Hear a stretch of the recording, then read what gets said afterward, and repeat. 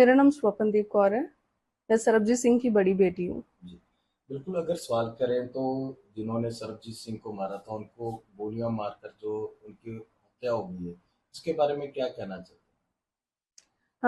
जिन्होंने पापा पे उस टाइम पे हमला करके उनको बुरी तरह से घायल कर दिया था जेल में। उसके बाद उनकी वहां पर मौत हो गई थी पाकिस्तान की जेल में ही। अ, उनमें से एक जो शख्स था, उसको कल गोलियों से मार के उसकी हत्या की गई है हैं? कुछ मीर सरकार। मीर सरफराज। अ, जिस पे मैं यही कहना चाहती हूँ कि जैसे हम कहते हैं कि कर्मों का फल यहीं पर ही मिलता है, ये उसके कर्मों का ही फल है। लेकिन इसके साथ ही मुझे लगता है एक बहुत बड़ी साजिश भी है ये पाकिस्तान की ही सरकार की तरफ से, क्योंकि ऐसे हो सकता है बहुत सारे राज हों जो उनको लगता हो कि बाहर ना आ जाएं दुनिया के सामने। क्योंकि ये भी एक पाकिस्तान सरकार की और वहाँ की एजेंसियों की ही एक मिली भुगत के जो है कारण इन्होंने एक साजिश रच के ही मेरे पापा का वहाँ जेल में कत्ल करवाया था।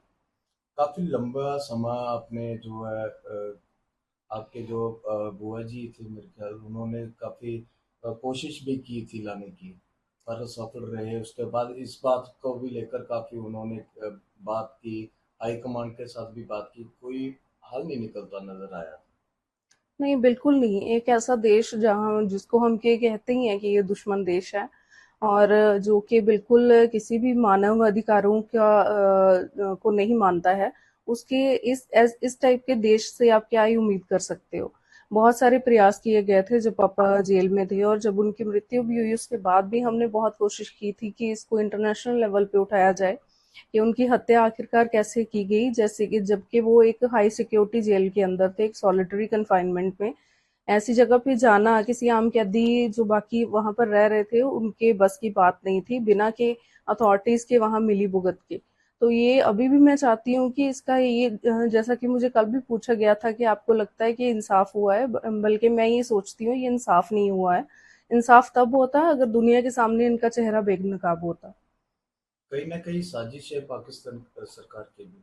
जी, बिल्कुल, ये मैं शुरू से ही कह रही हूँ कि ये साजिश है पाकिस्तान की सरकार की, क्योंकि यही एक इकलौता इंसान था जो कि इस टाइम पे जेल के बाहर था। बाकी अभी भी मुझे लगता है कि जेल में ही है, और ये पापा का जो इन्होंने कत्ल किया था उसका भी एक इन्होंने झूठा वहां पर ट्रायल चलाया, जिसमें खुद ही गवाह खड़े करे और खुद ही उनको मुकरा लिया और बाद में इन लोगों को बरी कर दिया था। तो ये भी हो सकता है कि इन्होंने यही चीजें छुपाने के लिए ही इसका कत्ल करवाया हो। लास्ट में क्या कहना चाहते हो? मैं यही कहना चाहती हूँ कि हमें और प्रयास करने चाहिए ताकि एक और सरबजीत वहाँ पर ऐसी मौत ना मरे, अपने परिवार के पास आए सारे जो भी कैदी वहाँ पर बेगुनाह पकड़े हुए हैं, और उनको तुरंत वहाँ से रिहा करवा के भारत वापस लाना यकीनी बनाया जाए।